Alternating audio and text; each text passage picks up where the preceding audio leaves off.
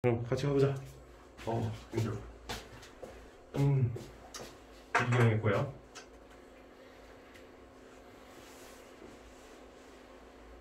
이거지? 네. 19번. 보기부터 읽어야지. 내가 오늘 하고 싶은 얘기가 바로 이제 이따 현대시 할 때 나왔는데 여기서도 뭐 미리 한번 얘기해보자면 보기를 통해서 문학에 대한 작품에 대한 구조화, 컨스트럭팅을 하고 넘어가자. 맨날 하는 얘기긴 한데 이걸 조금 더 내가 용어로 정리를 한번 해본 건데, 그래서 밑글을 감상하는 내용을 적절하는 것은 30년대 리얼리즘 장편 소설에는 변화하는 사회적 환경 속에서 사회적 지위가 상승하는 인물형이 등장한다 라고 얘기해요. 키워드 중심 읽기는 항상 중요하네. 그래서 사회적 환경이 변화하고 있구나 라는 걸 캐치해볼 수 있고, 이에 따라서 지위가 상승을 한대지. 그런 인물이 등장을 한대. 이 유형의 인물들은 근대 의문에 발빠르게 적응한대. 문물을 적응을 하고 소작제와 같은 전근대적 토지제도에 편승하는 모습을 보인대.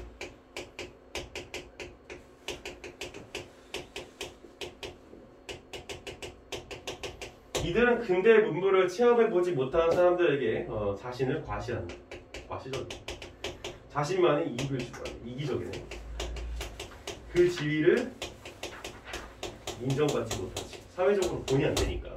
이러한 인물들을 통해 30년대 농촌 사회에 등장한 속물적 인물의 면모를 확인할 수 있다는 당연한 얘기고. 네. 그래서 이게 바로 이 글에 대한 어느 정도의 컨스트럭팅을 이루긴 하는데 글 전체에 대한 컨스트럭팅은 아니고 인물상에 대한 컨스트럭팅이야, 그지? 네. 이 어떤 인물이 등장하는지에 대해서. 그래서 우리는 이제 보면서 인물형이 등장한다 그랬으니까 글 전체에다가 얘를 이제 적용해 보기보단 한 인간 대상에 대해서 적용을 해보자 이거지. 그래서 보기를 통해서 글을 어떻게 읽을 것인지에 대한 미리 사전 계획을 짜자 이거야. 네. 그래서 이제 읽어보자고. 정리를 자꾸 하네요, 들자 보기에 대해서. 그래서 보면은 이제 안승학은 원래 이 고을 읍내에서 살았다. 지금부터 20년 전만 해도 그는 다 찌그러진 오막살이에서 호남을 죽으려 연명하던 처지였다. 가난했단 얘기지. 네. 그러던 사람이 오늘은 수백석 추수를 하고 서울 사는 민판서집 사음까지 얻어. 그러니까 사음은 이제 여기 뒤에 나오지만은 뭐야? 소작권을 관리하는 사람이야지. 소작권이 뭔지 알지? 다른 사람들한테 땅을 이렇게 임대를 내줄 수 있는 권리. 그래서 그런 사음까지 얻어서 이 동리로 옮겨 앉은 것이다 하면서 뭐가 매칭이 돼야 돼? 인물상에 있어서 지위 상승하고 좀 느낌이 이제 와닿아야 하는 부분들이 있지, 그지? 네. 돈이 많아졌으니까. 자, 그것은 안승학의 근본을 아는 사람은 누구나 놀랄만한 일이었다라고 얘기하고 있는데, 근본을 아는 사람은 누구나 놀랄만한 일이었다. 그래. 그는 지체도 없고 형태도 없이. 지체는 뭐야, 지체? 그러니까 사회적으로 지체가 높으신 분 이렇게 얘기하잖아. 그게 뭐야? 응? 집안 개인이 사회에서 차지하는 지위 이런 게 이제 지체라는 거지. 그러니까 쉽게 말해서 지위를 얘기하는 거야. 네. 그러니까 지위도 없고 형세도 없대. 형세는 뭐냐면 살림살이야. 형편. 네. 형편도 안 좋았다 이거야. 그래서 타관, 타지지 쉽게 말해서 타지에서 떠들어온 사람이었대. 그러므로 이 고을에는 그의 일가 친척이라는 서기를 다니는 아우 하나밖에 아무도 없었고, 그의 부친은 경기도 축산이라던가 어디서 호박 노릇을 하던 아전이었는데, 호박은 뭐냐면 그러니까 지방에서 이제 호구 관리를 하고 그 다음에 이제 세금을 걷는 사람이었대. 이거 어제 찾아봤어. 그래서 이런 아전이었대. 근데 이 승학이가 성년되기 전에 별세하고, 별세는 돌아왔다는 거야. 네. 그래서 그의 모친도 부친이 돌아간 지 3년 만에 마저 세상을 떠났다는데, 가족들이 이게 다 돌아갔어. 그래서 거기서는 살 수가 없어서 아내와 어린 동생 하나를 데리고 이 고장으로 들어왔다. 이 고을 읍내에는 그의 처가가 사는 터이므로 하고 얘기해주고 있어. 자, 우리가 이제 문제를 바로 풀 수가 있지. 뭐야? 16번이지, 16번. 네. 자, A의 서술상의 특징에 대한 설명으로 적절한 거죠. 사실 너희들도 어느 정도 조금만 생각하면 풀어줄 수 있는 문제고, 네. 쉽게. 자, 1번 뭐야? 서술 대상에 대한 독백적 서술을 통해 서술 대상의 정서적 반응이 제시되고 있다고 하는데, 이 사람에 대한 정서적 반응을 제시하고 있진 않아. 그냥 사실 열거일 뿐이야. 네. 틀렸고. 2번 서술 대상에 대한 회고적 서술을 통해서 서술 대상에 대한 성찰적 태도가 드러나고 있다고 얘기를 하고 있는데, 이 대상에 대한 회고적이라고 하는 건 뭐야? 옛날을 되돌아보면서 회상한다는 얘기지. 네. 일단 거기까지는 뭐 알겠어 일단. 그럴 수도 있으니까. 그래서 서술 대상에 대한 성찰적인 태도를 보이고 있어? 그건 아니지. 이 애가 지금 어떠한 놈인가에 대해서 막 성찰, 깊이 고민해보는 모습이 드러나지 않아. 그냥 사실 열거라고. 네. 이게 쉬운 문제지만 이렇게 선택지 하나하나에 대해서 민감하게 앞으로 반응하는 연습을 실전에서 더 하나하나 나갈 거니까 계속 좀 주목을 해주고 한번 서술 대상에 대한 병렬적 서술. 병렬적 서술은 뭐야? 나열했다 이런 얘기예요. 나열을 해서 이 영어에서도 병렬 구조가 있잖아. 뭔지 알지? not A but D 뭐 이런 것처럼. 그래서 나열을 해서 서술 대상에 관한 정보가 반복적으로 제시되고 있다고 얘기하고 있는데 이 대상에 대한 정보가 반복적으로 제시된다는 것은 여기서 없어. 그러니까 계속해서 다른 정보를 제시하고 있을 뿐이야. 4번 서술 대상에 대한 묘사적 서술. 이 사람의 디테일한 거. 그건 괜찮은 것 같아. 허용이 될 수 있을 것 같아. 하지만 서술 대상에 관한 정보가 단계적으로 제시돼. 단계적이라는 건 뭐야? 1단계, 2단계, 3단계 이렇게 있는 것처럼 뭔가 점층적으로, 점층적은 아니고 뭔가 뭐와 관련돼서는 이렇고 뭐와 관련돼서는 이렇고 뭐와 관련돼서는 이렇고 이렇게 얘기해야 되는데 이건 그냥 종합적으로 이렇게 둥그스름하게 얘기하는 거야. 무슨 얘기인지 알겠지? 형편이 이랬다, 가족관계가 어땠다, 그러면서 집안이 어땠다 계속 그냥 둥그스름하게 얘기한다. 단계적이라는 건 상관이 없어. 뭔가 이렇게 분류해서 카테고리별로 나라는 게 아니잖아. 네.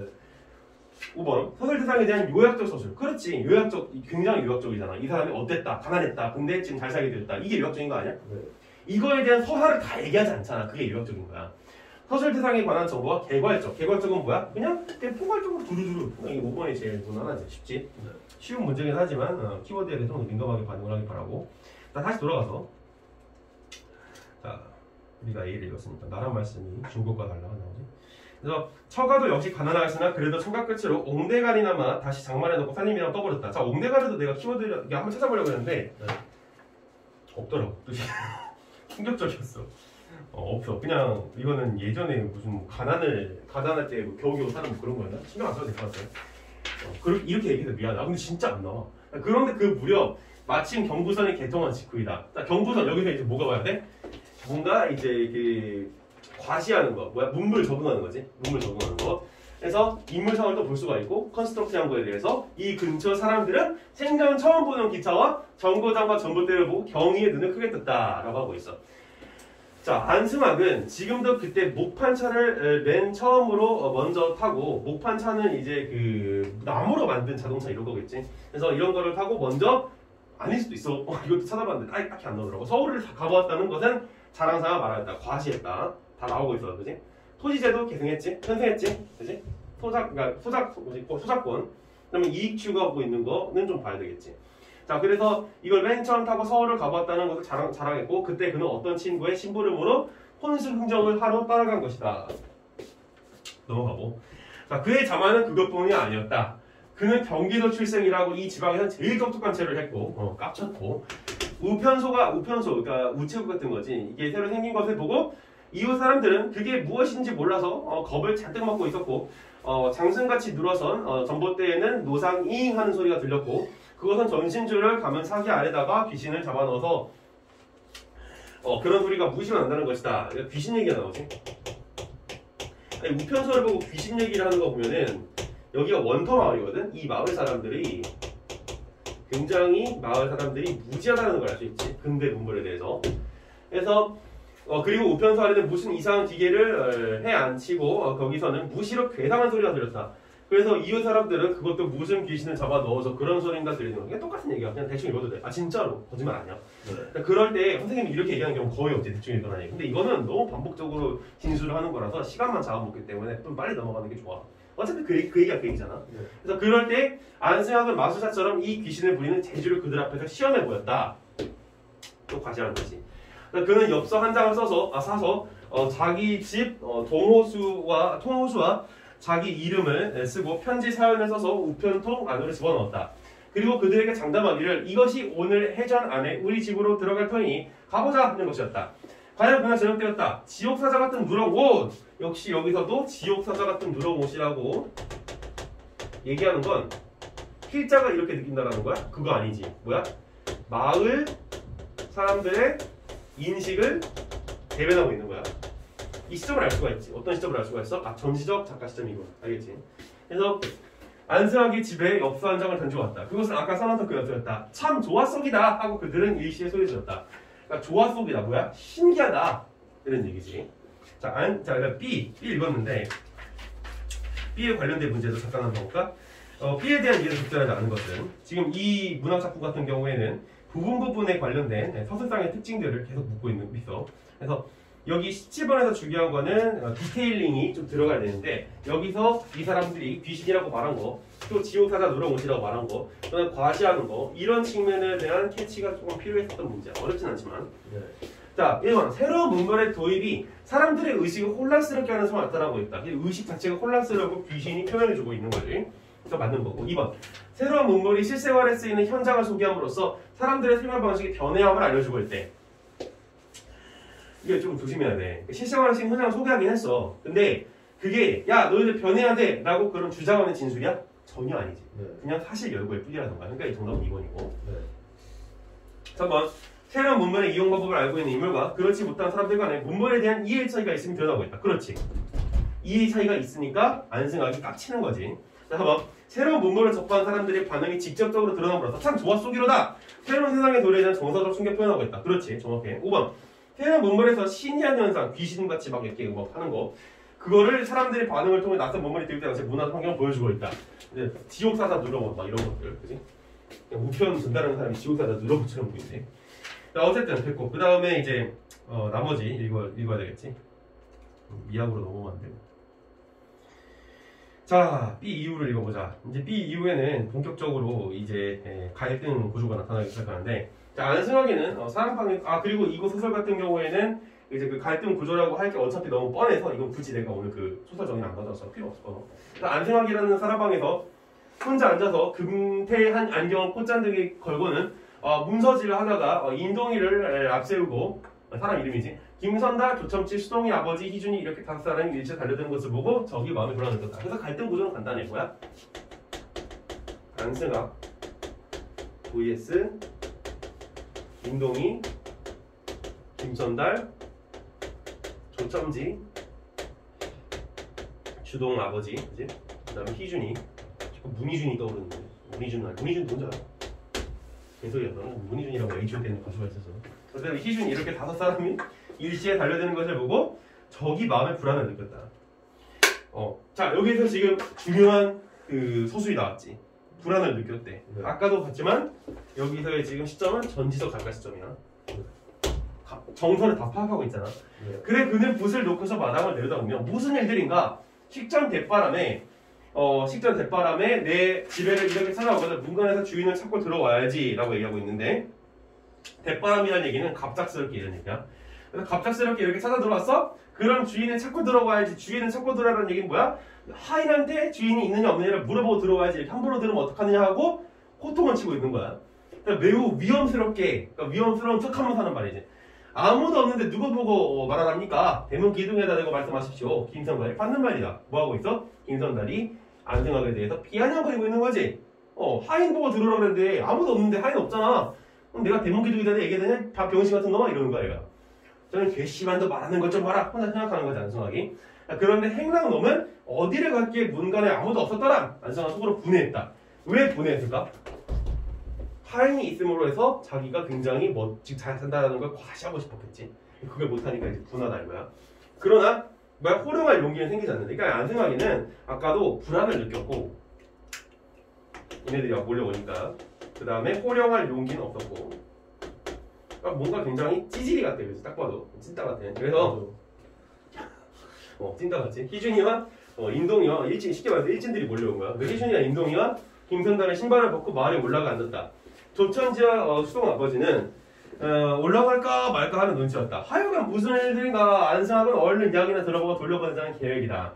저희들이 이렇게 댁을 찾아왔을 때는 무슨 별다른 소관사가 있겠습니까? 별다른 일이 있겠습니까? 뭐 이런 얘기야. 소관사는 관계되는 일을 이렇게 얘기하는데 그런 거 알 필요는 없을 것 같아. 지난번에도 왔다가 코만 떼우고 갔습니다만 대관절 어떻게 저희들의 요구 조건을 들어주시겠습니까? 요구 조건에 대한 얘기가 나오지. 그러니까 이 둘 사이의 갈등이 4개가 나온 거지. 그러니까 이런 건 캐치를 잘 해줘야 되겠지. 물론 표시도 해놨지만 요구 조건. 요구 조건은 뭔지에 대해서는 뭐 나올 수도 있고 안 나올 수도 있는데 그거 읽어보자고. 또 뒤에 보면은 희준이가 정식으로 말을 꺼냈다. 그따위 이야기를 할 작정으로 이렇게들 식전 아침에 왔어? 못 들어주겠어. 벌써 그러니까 얘는 반만 쓰고 있지 근데 보면. 그래서 벌써 여러 번째 요구 조건을 들을 수 없다고 말했는데 자꾸 조르기만 하면 될 줄 알았는가? 어림없지. 괜히 그러지도 말고 일찍이 나락을 베는 것이 당신들에게 유익할 것이야 라고 얘기하고 있어. 그러니까 이 사람은 지금 이 사람들이 요청하는 것들에 대해서 어떻게 하고 있는 거야? 해놓고 리젝트 거절하고 있는 거지. 꺼져 이러는 거야. 그러니까 안승환이는 긴 장죽에 담배를 한 대 담아가지고 불을 붙이기 위해서 성냥을 3겹이나 허비했건만 잘 붙지 아니하므로 뭐 하는 거야? 심리를 보여주고 있는 거야. 허세 부리고 싶은데 막 떨려 손을 들려서 거절을 씨발 이러면서 그래서 붙이기 앞이 잘 안 붙어. 그런 상황이야. 진짜로 그래. 그래서 그래 네 번째 불을 땅 땡겨서는 쉴 새 없이 빠끈빠끈 빨다가 그만 이끼로 붉은 침을 주르르 흘리고는 제뿔에 화가 나 담배대를 탁 밀어던진다. 미친놈 같아. 그래서 겐셀의 시간만 남. 그러니까 이게 사실 우리가 안승환가 지금 미친놈 나쁜 놈처럼 느끼는 건 서술자의 의도가 담겨있기 때문에 그래. 그렇게 보이게 글을 썼어. 그지? 네. 그래서 겐슬의 시간만 낭비하고 피차의 물질장 손해만 더 나게 하지 말고 어서 돌아가서 잘들 의논해서 오늘부터라도 일을 시작하란 말이야. 나도 아침부터 바쁜 일이 있으면 어서 가서 그래 정리하고 요구 조건을 못 들어있단 말씀이죠. 그러고 있어. 그러니까 지위를 인정을 못 받는 모습이지. 이 사람들의 태도만 봐도 벌써 비아냥거리고 있고. 자 여기까지 간단해 사실. 그래서 자 18번 요구 조건의 중심으로 밑글을 이해한 내용을 적절하지 않는 것은 1번 요구 조건을 관철시키려 온 김선달의 안승학에 대한 비아냥거리는 태도가 표출되고 있다라고 하고 있지. 아까 뭐라고 그랬어? 김선달이 뭐 기중에다 대고 얘기하라고? 비아냥거리는 거잖아. 맞지 이거는. 자 2번 요구 조건의 이행을 요청하는 희신에 대해 안승학의 거부 의사가 직접적으로 표출되고 있다. 그치? 꺼져! 그랬잖아. 네. 물론 꺼져라고 하진 않았고 어림없지 이러면서 3번 요구 조건의 불이행 때문에 벌어질 일을 경고하는 희준에 대해 안승학이 염려하고 있으니 암시되어 있다라고 얘기하고 있어. 네. 자 그럴싸해 보여. 왜냐하면 담뱃대를 가지고 벌벌벌벌 떨고 막 이러고 있기 때문에. 근데 여기에서 그 뭐냐면은 정녕 못 들어주시겠다는 말씀이지요 정도만 얘기를 했지 요구 조건을 불이행 때문에 벌어질 일을 경고하지 않았어. 알겠지? 네. 그 부분이 틀렸어. 그리고 그거에 대해서 암승학이 염려하고 있으면 뭐 허용이 될 여지가 조금 있긴 하지만 이게 너무 아니지. 알겠지? 정답은 3번. 4번 요구 조건의 수락 여부를 둘러싸고 빚어진 안승학과 5사람 간의 갈등 양상이 긴장된 분위기를 자아내고 있다. 당연한 얘기고. 5번 요구 조건에 대한 확답을 받기 원하는 5사람의 갑작스러운 방문에 대한 안승학의 심리적 동요. 그치? 놀라고 벌벌 떨고 막 그랬었어. 자 19번 아까 보기에는 다 이미 컨스트럭팅을 해놨고 우리 바로 들어가면 되겠지. 1번 지체도 없이 콩나물쪽으로 연병하다가 사흘까지 된 인물의 모습은 소작제를 이용하여 지위가 변한 인물형을 보여주는 거야. 맞지? 네. 2번 경부선의 개통할 무렵의 시대 변화에 적응하여 근본에서 벗어날 기회를 얻었던 인물의 모습은 자신의 근본, 굉장히 누추하고 가난한 형편. 근데 문물이 유입되는 사회적 환경 속에서 변매할 수 있었던 인물형을 보여주는 거야. 그러니까 너무 당연한 얘기들만 계속 나오는 것 같아. 3번 친구의 신부를 보려 목판 차를 맨 처음으로 타보고서 자만하는 인물의 행동은 근데 몸을 경험했다는 점을 앞세워 자신을 과쓴 인물의 모습 맞고. 네. 자 4번 위험스럽게 하대하면서도 호려한 용기를 내지 못하는 인물의 심리는 자신의 사회적 지위를 인정하지 않는 이들에게 반감을 드러내는 게 아니라 쫄았지. 그치? 네. 정답은 4번. 그리고 하나 더 얘기하자면 이들에게 반감을 가지고 있다는 얘기는 아예 보기 자체 나오지도 않아. 알겠지? 보기 나오지 않는 걸 쓰면 이거 틀리게 되는 거야. 5번 피차의 물질적 손해를 강조하면서도 일방적으로 사람들에게 나라가 되는 것은 적용하는 인물의 모습은 다른 사람의 이익보다 사적 이익을 우선시하는 인물을 보여주는 거 맞지? 네. 안성하게 다 이런 얘기를 했었어. 자 됐고 오늘 마지막 현대시 보고 마무리해보도록 해보자. 맨 뒤에 있지 43번에 다시 보고 간단해. 문제는 어려운 건 하나도 없어. 근데 간단하게 어떤 식으로 또 시를 봐야 되는지에 대한 관점만 얘기를 좀 해보고 마무리해보자고. 자 이거 시 같은 경우에는 그냥 읽으면은 뭔 소리 하는지 받아들이기가 난해할 수 있지. 항상 그렇듯이 보기를 먼저 본다. 당연한 얘기야 그건. 누구나 하는 얘기고. 그래서 보기를 보게 되면은 다시 5번에서 역시 컨스트럭팅이 들어가야 되는데 자유로운 의사소통이 제한되는 사회에서 개인은 자신의 의사를 온전히 표현할 수가 없어서 자유가 억압되고 그 사회 또한 경직된다. 그러니까 지금 이 배경이 자유가 허락이 안 되고 경직되어 있는 그런 사회상을 보여주고 있고 그 이후에 이런 맥락에서 가와 나를 해석할 수 있대. 가는 활발한 의사소통의 수단이어야 돼. 언어가 활자의 상태로만 존재한다고 표현함으로써 언어가 제 기능을 제대로 하지 못하는 상황에 주목한대. 그러니까 활자라고 하는 것은 언어로서 활발하게 움직여야 되는데 그저 활자로만 존재한다고 해서 언어가 제 기능을 언어의 기능이 제대로 발휘가 되지 않는 상황을 보여주고 있지. 그래서 이러한 상황에서 화자는 위축된 의사소통의 장에 적극적으로 참여하지 못하여 경직된 사회에 대응하지 못한 자신을 성찰한대. 소극적 자아 성찰이지. 보기에 대한 컨스트럭팅이 이렇게 이루어지면 되오다. 나는 자유롭게 쓰여야 할 언어를 붙박힌 말로 표현함으로써 개인의 언어 사용에 제한된 상황을 비판한다 라고 하고 있는데 역시 비슷해. 활자가 언어 기능하지 못했듯이 여기서도 지금 붙박힌 말이라는 표현을 함으로써 역시 언어가 제 기능을 하지 못하는 상황인 건 공통되지. 그래서 개인의 언어 사용이 제한된 상황을 비판한대. 이러한 상황에서 말을 대체할 수 있는 웃음이나 몸짓과 같은 또 다른 의사소통의 방법을 배우는데, 그러니까 이 사람은 다소간 적극적이지. 알겠어? 대응은 나가잖아. 그래서 이 정도 파악을 했으면 공통점과 차이점을 보고 컨스트럭팅이 이루어졌으면 이제 내용을 들어가면 돼. 내용은 어려운 건 없어. 이거 보기를 봤으면. 그래서 이제 읽어보게 되면 네. 근데 이제 시를 읽을 때 앞으로 연습을 할 때는 네. 너희들이 그냥 그렇구나 이렇게 읽지 말고 여기에 나오고 있는 표현 그리고 이 시에서 지금 자기가 어떤 객관적인 시적 대상을 바라보고 있는 그 상황과 그 바라봄을 통해서 내가 얻게 되는 심적 상황 그 두 가지를 자꾸 캐치하려고 노력을 해줘. 그래서 활자는 반짝거리면서 하늘 아래에서 간간히 자유를 말하는데 자 봐봐 여기 그런데 이런 표현이지 나의 영은 죽어있는 것이 아니냐 뭘 하려고 하고 있어 대주적인 시상을 전개하고 있는 것이지 딱 보면 그래서 우리가 보기를 읽었듯이 활자는 조금이라도 반짝거리고 있다는 얘기는 이 녀석은 언어 기능을 다 하진 못했지만 어쨌든 간에 자유를 어떻게 하고 있어? 추구하고 있는 거지. 그래서 간간이 뭐야? 힘겹게 이런 뜻이야. 힘겹게 자유를 말하는데 나의 영은 죽어있는 것이 아니냐 이렇게 얘기하고 있어. 반짝거리다 뭐야? 활자가 그러니까 나름대로의 기능을 하려고 노력하는 그 모습을 갖다가 시각적 심상으로 표현하고 있는 거였어요. 알겠어? 대조가 들어가 있고 간단하게 느낄 수 있겠지만 이런 식으로 이제 시를 읽자 이거지. 그리고 또 나의 영은 죽어 있는 것이 아니냐 하면서 의문형 어미를 사용하고 있지. 자 벗이요. 자 벗이요. 뭐야 이거 대화치지 대화치. 대화를 이용해서 상대방한테 뭔가 이렇게 청유하고 있는 그런 의문형 어미를 사용하고 있어. 그래서 그대의 말을 고개 숙이고 듣는 것이 그대는 마음에 들지 않겠지. 마음에 들지 않아라 이렇게 얘기하고 있어. 그래서 여기 고개 숙이고 라고 하는데 이거를 파악하려면 위에서 디테일링이 들어가야 돼. 뭐냐면 영이 죽어있다고 그랬잖아.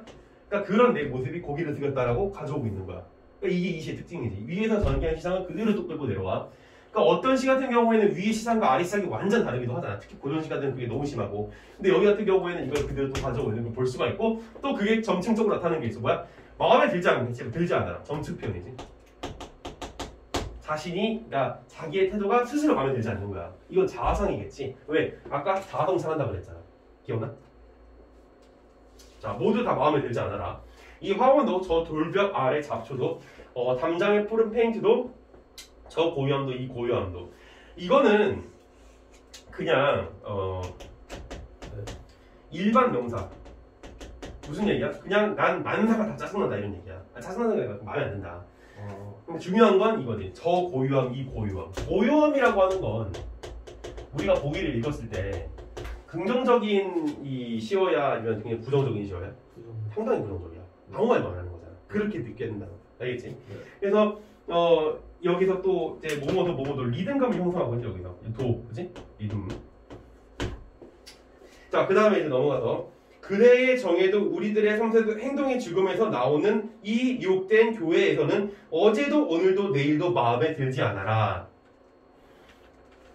좀 넘겨서 계속해서 이 사람은 점층적인 표현을 적극적으로 활용하고 있는 걸 볼 수가 있지. 마음에 안 든다는 얘기를 계속 얘기하고 있는 거야. 내가 일부러 지금 약간 시간이 거의 다 되긴 했지만 천천히 읽고 있는 이유는 너희도 집에서 시를 읽을 때는 조금 더 그러니까 이게 시험은 문제를 푼다 생각하지 말고 딥하게 들어가는 연습을 좀 해보면 좋겠어. 그러니까 시가 쉽기는 해 요즘에 개인적으로 난 그렇게 생각하는데 그럼에도 불구하고 언젠간 또 어렵게 나온단 말이야 시가. 그럴 때는 디테일링이라고 하는 측면에 이제 목숨을 걸어야 되는데 여기서 이제 보기에서 이미 컨스트럭팅을 다 주어졌기 때문에 디테일링이 들어가야 되는 그 난이도 높음이 없어. 그러니까 구체적인 어떤 내용에 대한 파악하는 게 쉽다 이거야. 왜냐면 이게 구조를 줬잖아, 그지? 자유를 추구하고자 하는 그 열망과 그거를 억압하는 어떤 대상이 있겠지. 그래서 계속 마음에 안 든대 이런 상황이. 그래서 다 마음에 안 들어. 계속 마음에 안 들어. 그대의 정에도 섬세도 이것도 다 마음에 안 들어. 이런 얘기야, 알겠지? 그래서 여기 같은 경우 행동이 죽음에서 나오는 이 욕된 교회에서 죽음에서 행동이 나온대지. 뭐가 죽은 거야? 육체가 아니라 영혼이지. 네. 그러니까 계속 위의 시상을 계속 끌고 오고 있어. 이 시의 특징인 것 같아.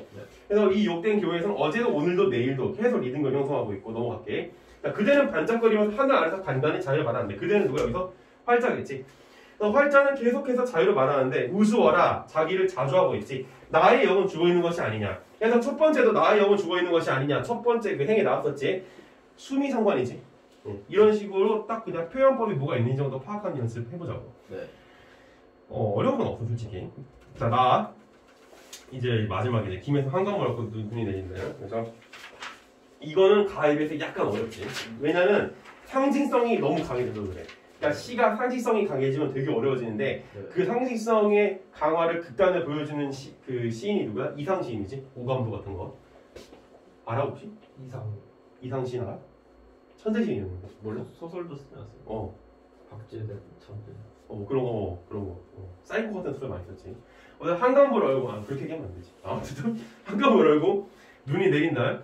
이거 시간을 알려주고 있지. 겨울이라는 시간. 그래서 강물에 붙들린 배들을 구경하러 나갔다. 자, 아까 전에 내가 비문학 할 때 그 예술에 대한 정의가 그리고 그 예술에 대한 정의가 무엇인지에 대해서 서로 비판을 주고받고 하는 게 하나의 글의 전개의 발단이 된 거지. 여기서는 지금 배들을 구경하러 나간 게 하나의 발단인 거지. 그래서 훈련받나 봐? 아니야. 훈련받나 뭐야? 군대를 상징하는 거야. 얘네들이 다 이렇게 막 모여있으니까. 근데 아니야. 발등까지 딱딱하게 얼었대. 그러니까 이건 뭐야? 얘네들이 지금 훈련을 받는 게 아니라 외부적인 상황, 겨울, 꽁꽁 얼어버린, 뭐가 얼어버렸어? 여기 지금 보기를 보면 자유가 얼어버렸지. 그지? 네. 자유가 얼어버린 상황에서 자기네들의 표현을 하지 못하는 배들을 상징하고 있는 거야. 그래서 우리는 강물 위에서 서서 일렬로 늘어선 배들을 비웃느라 시시석거렸다. 어떻게 하고 있는 거야? 비웃느라 시시석거렸다. 다소간 적극적인 모습을 보이려고 소통을 하려고 나름대로 노력을 하는 거지. 그러니까 여기서는 비웃는 게 얘네들에 대해서 놀리고 조롱하는 것도 당연히 있을 수 있겠지만 보기를 보면 뭐라 그래? 그게 이제 적극적인 반응이라고 얘기한단 말이야. 그래서 적극적이라는 건 내가 키워드를 붙인 거고 진짜 적극적이라는 건 다소간 알겠지? 리을 한강물 흐르지 못해 눈이 덮은 날 강물 위로 빙그르르 그래서 이거는 그 비웃음이 수반된 행위라고 이렇게 얘기를 하더라고. 이거는 좀 애매해 사실은 파악하기가. 어쨌든 그 웃음이 나오지 그지? 이 빙그르르가 웃음이라는 걸 상징하는 음성 상징어야. 그래서 웃음을 참지 못해 나뒹구며 우리는 보았다. 계속해서 얘네들 비웃고 있는 거지. 나름대로 소통을 하려고 노력한다고 이게. 그래서 얼어붙은 하늘 사이로 붙박힌 말들을 얼어붙은 하늘 사이로 붙박힌 말들. 자유가 없는 상황이지. 그래서 언 강물과 언 하늘이 맞붙은 사이로 저어가지 못하는 배들이 나란히 날아가지 못하는 말들이 나란히 뭐하고 있어? 운율의 형성이지. 그래서 숨죽이고 있는 것을 비웃으며 리듬감의 형성. 우리는 빙그르르 올 겨울 못이 춥고 얼음이 꽝꽝꽝 얼고 라고 하면서 이제 시를 끝내고 있어. 대꾸법을 활용했지. 네. 자 여기까지 하고 43번 보도록 해보자. 원래 가를 보고 왔어야 되는데 네. 상관은 없고. 자 2번 시간적 표현은 열거하여서 시대에 대한 화자의 인식 변화를 드러낸다. 시간적 표현이 애매할 뿐더러 인식 변화 없어. 자 2번 대상에 대한 호칭을 전환하여서 시적 대상에 대한 화자의 경외감을 표현한다. 활자라고 얘기했다 그대라고 얘기하다가 호칭 전환하긴 하는데 경외감은 아니지. 네. 그냥 걔는 나름대로 노력하는데 이 정도지. 쟤 대단하다 이건 아니라고. 3번 원근을 나타내는 지시어. 이거는 모두 마음에 안 든다 뭐 이런 거 얘기하는 것 같은데 뒤에 보면 화자의 시선에 포착된 대상의 움직임을 표현한다. 움직임 없어. 원근이 뭐예요? 원근. 가깝고 먼 거지. 원근 몰라? 그 원근이요. 근데 여기서 그런 거 안 나와 잘. 네. 그리고 가장 심각한 건 움직임이지. 쉬워 이 문제. 4번 물음의 형식으로 종결하여. 물음의 형식 종결 나왔어. 근데 시적 대상에 대한 화자의 깨달음이 부정되고 있으면 전혀 아니지. 그치? 네. 5번 동일한 구절을 반복하여 시적 상황에 대한 화자의 부정적 정서가 심화되는 거야. 점층법. 그치? 마음에 안 들어. 5번 네. 간단해. 84번 기억에서 미음에 대한 이해를 적절하지 않은 거. 기억 나의 시지. 자, 그 붙들린 배는 여기 위에 보면서 너희는 문제를 봐. 자, 붙들린 배는 강이 얼었을 때 볼 수 있는 구경거리를 관심의 대상으로 표현한 것으로 이를 통해 시상전개의 계기가 형성되다. 맞지? 구경하러 나갔다. 그리고 내가 얘기했잖아. 발단의 시발점이라고. 네. 2번 아니야 이렇게 얘기하는 거. 그거는 배가 훈련을 받고 있다는 추측을 부정하는 표현으로 배가 거기까지는 좋아. 부정하는 거. 근데 배가 움직일 수 없는 상황이 배의 내부적 원인 아니지. 외부적 원인이지. 네. 얼어붙은 상황. 자유가 얼어붙은 군사정권을 얘기하고 있는 거야. 그래서 정답은 2번. 이게 뭐야? 이 내부적 원인. 그런 게 이제 디테일링이야. 구별짓는 게. 알겠지? 네. 그러니까 스스로 움직이지 못하는 게 아니거든. 3번. 디귿이 시시덕거렸다.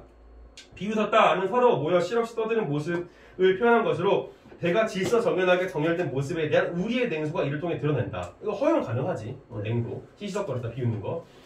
자, 4번. 리을에 흐르지 못해 강이 언 상황이 강물의 흐름을 막고 있다고 여기는 것으로 강물의 자연스러운 흐름을 방해하는 외부의 힘이 이를 통해 강조된다. 자, 여기서 그냥 답은 맞아 이렇게 넘어갈 게 아니라 2번하고 대조를 시켜봐야지. 왜? 강물의 자연스러운 흐름을 방해하는 외부의 힘이라고 그러잖아. 2번 내부의 힘. 대조가 이루어지지. 그럼 이 둘 중 하나 정답이 되겠지. 이것도 나름대로 스킬이긴 해 원래. 5번. 미음의 꽝꽝꽝한 강추위가 지속되는 현재 상황을 감각적으로 표현한 것으로 모든 것을 얼어붙게 하는 현실의 상황이 견고하다는 점이 이렇게 너무 쉬워 이거는. 자, 다시 5번.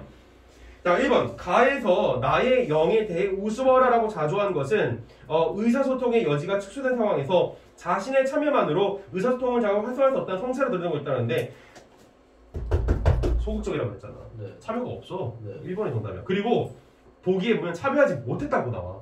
네. 되게 쉽지. 근데 이게 3점이다. 내가 얘기하고 싶은 게, 그러니까 이런 너희들이 3월 모의평가 보고, 그러니까 뭐 나중에 뭐 4월도 보고, 6월도 보고, 9월도 보고, 뭐 11월도, 10월도 보고 막 이럴 텐데, 네. 모의고사 국어 볼 때마다 항상 문학을 먼저 다 풀고 와. 네. 문학 쉬워. 맹간에서 쉬워 요즘에. 이게 조금 어려워진다 그러고 우리가 이제 지난 시간에 봤다시피 이 외적 준거 그게 좀 어렵긴 하지만 근데 그마저도 쉽다 이거지. 그러니까 비문학에 시간 낭비하지 말고 문학을 먼저 다 풀어버리는 것도 나쁘진 않은데 근데 내가 제일 추천하는 방법은 비문학, 문학 이렇게 번갈아 가면서 푸는 거 난 추천하기는 해.